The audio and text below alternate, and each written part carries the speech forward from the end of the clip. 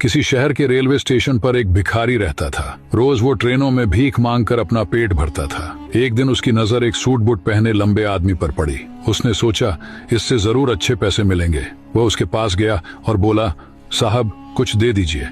लंबा आदमी मुस्कुराया और बोला, तुम हमेशा मांगते ही रहते हो, कभी किसी को कुछ देते भी हो? भिखारी शर्मा गया, साहब मैं तो भिखारी हूँ, देने के लिए मेरे पास क्या है?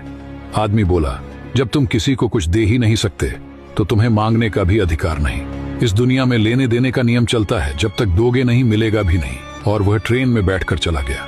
उसकी बात भिखारी के दिल में तीर की तरह चुभ गई। 2 दिन तक वह यही सोचता रहा, शायद मुझे भी इसलिए कम मिलता है क्योंकि मैं किसी को बदले में कुछ नहीं देता। तीसरे दिन उसने स्टेशन पर खूबसूरत फूल खिलते देखे। उसके मन में चमक आई, क्यों न देने वालों को बदले में फूल दूं। उसने कुछ फूल तोड़े और भीख मांगने चला गया। अब जब भी कोई उसे पैसे देता, वो बदले में मुस्कुराकर एक फूल दे देता।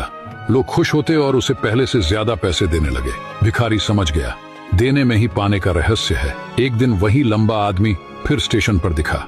भिखारी दौड़कर गया, साहब आज मेरे पास आपको देने के लिए फूल है, आप मुझे पैसे दीजिए, बदले में मैं आपको फूल दूंगा। आदमी मुस्कुराया, वाह अब तुम भी एक व्यापारी बन गए। भिखारी की सोच बदल चुकी थी।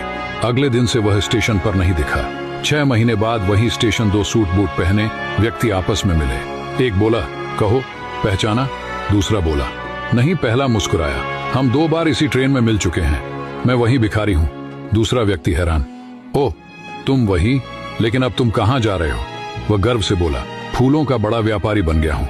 लोगों ने मेरी भीख नहीं खरीदी, मेरे फूल खरीदे। आपने सिखाया था जब तक हम कुछ देते नहीं हमें मिलता भी नहीं। उस दिन से मेरी सोच बदल गई और मेरी किस्मत भी। दोनों मुस्कुराए और आगे बढ़ गए। इस कहानी की सीख सफलता हमारी सोच में छुपी होती है। तुम खुद को जैसा मानते हो, जिंदगी भी तुम्हें वैसा ही बना देती है। इसलिए खुद पर भरोसा रखो और देने की आदत डालो, किस्मत खुद बदल जाएगी।